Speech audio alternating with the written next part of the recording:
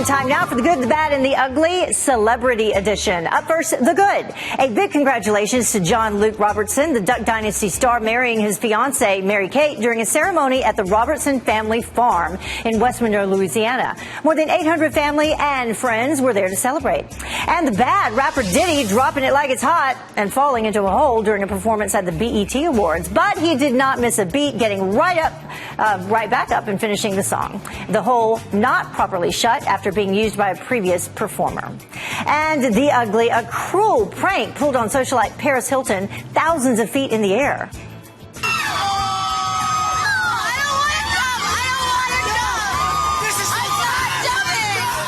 The 34-year-old left in tears after the host of an Egyptian reality show convinced her that she was going to die in a plane crash in Dubai.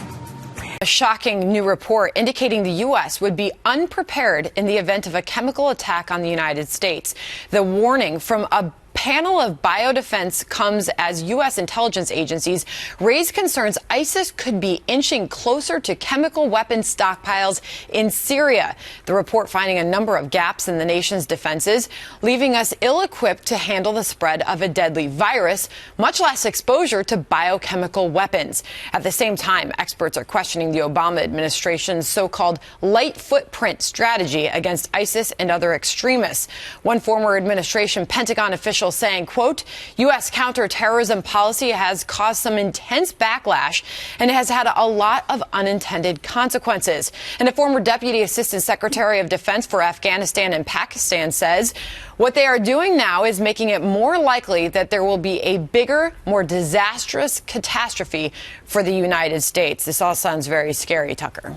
It does sound scary. I mean, the threat is real. The threat is always real. What bothers me about these warnings is how amorphous and nonspecific they are. Would you say to your children, be afraid, there's something out there that's going to hurt you, I'm not going to tell you what it is? No. That would only increase their anxiety, and it wouldn't make them safer. Part of this is a bureaucratic reaction. They want to be on the record as saying we recognize there was a threat, right? And it also bothers me the anxiety level this produces. We should remember Rudy Giuliani's September 12th advice, which is to live courageously and self-confidently, take a page from Israel, always under threat and yet unbowed. That's the American way, not cowering. But I mean, there is this arsenal of chemical weapons that obviously is a threat, and it is there, and it's something we have to pay attention to. So while it might be a bit of fear-mongering, we do need to have a plan in place. And the criticism is that we don't and that we're not prepared. Yeah, you know what's so interesting about these chemical weapons? A year, 2 years ago, 3 years ago, we were worried about Assad having these chemical weapons, right? Exactly. Our strategy is it's not our strategy. That part of the world is so bizarre that you don't know who the bad guys are. First, Assad was the bad guy having these chemical weapons. Now now it's ISIS getting them from Assad. The Russians were supposed to take them off Assad's hands. Clearly, that was never going to happen, and it hasn't happened. Nobody believed that it was going to happen. And so, yeah, I can see why people are concerned about ISIS getting their hands on them, or Assad, or Hezbollah, which is in Lebanon and hiding out in Syria. I mean, there are so many bad actors there, you don't even know who to root against more than the others. James Phillips, he's a senior research fellow for Middle Eastern Affairs at the Heritage Foundation, Jedediah, says, to me, the greatest danger is that these weapons could fall into the hands of ISIS and other extremist groups as they continue to whittle down forces loyal to Syrian President Bashar al-Assad. Right, which is why I'm listening to this and saying, well, isn't the administration a little bit embarrassed? I mean, we know that there are major threats out there. This is no surprise to anyone. We know that they're increasing.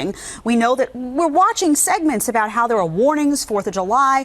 Everyone's nervous, and yet the administration seems to not have a plan, seems to be comfortable with that point being out there for everyone to hear, that they're unprepared in spite of all this. So my question is why? Why aren't you doing more to prepare for this? What have you been doing sitting around for the last 8 years or 7 years or even longer? I mean, put this back even further than President Obama. There's no reason why the United States of America should be so ill-fit and unprepared to handle this kind of thing. It's also the reluctance to change strategy, right? Stacey, if something's not working, David Sedney, who resigned in 2013 as the Deputy Assistant Secretary of Defense for Afghanistan and Pakistan, said drone strikes are not creating a safer, more stable world, really attacking the strategy that we currently have in place. It seems like the more that we strike them from the air, the more irritated they get and the more people they kill. It's like gnats, you know, they just want to, that's all it is to them, these airstrikes.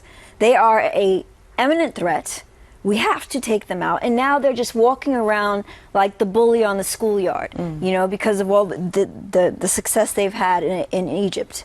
So now they have this, it's like a star on their shoulder. But you take them out in exchange for whom? That's the point that I was trying to make. Take them out in Well, exchange I've for got an our answer to freedom. that. Who do you replace? Who's the good actor there? For the freedom. There are no good In Syria. actors, but stability is what you want. And the Assad regime has had weapons of mass destruction. His father had weapons of mass destruction, Hafez al-Assad. And we weren't worried about them going off at the Mall of America. You want a stable regime, maybe an autocratic, maybe an authoritarian regime, maybe a regime that hates America, but still a regime with something to lose. You want stability, and we are not helping the region. So I agree with you, but I agree with you, but here's the problem. The problem is, as you recall, John McCain, Lindsey Graham, and all those guys wanted to go in there, get rid of Assad. And so, of course, did President Obama and Hillary Clinton, and they were all wrong. President Obama did not want to put anybody in to take out Assad. That was the whole point. Remember the whole freedom fighters that we were going to support in Syria? That goes contrary exactly to what you Actually, talked about. you were factually wrong on that. I am not factually wrong. Can't the argument be made, though, either stay out of it completely or go in and handle it? Because if you're going to do, what Stacey's saying is a good point. We have a if you go in there, responsibility. you do these little drone strikes, it's like this haphazard policy that nobody's responding to, it's not doing anything,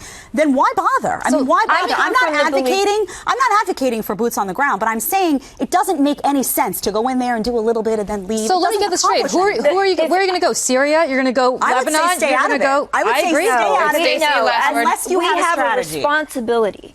If you can do, then you have a responsibility to do. We cannot just leave these people. They're crucifying children. They are threatening the United States of America. To me, that is enough. That's all we need to know for us to go in there and annihilate them.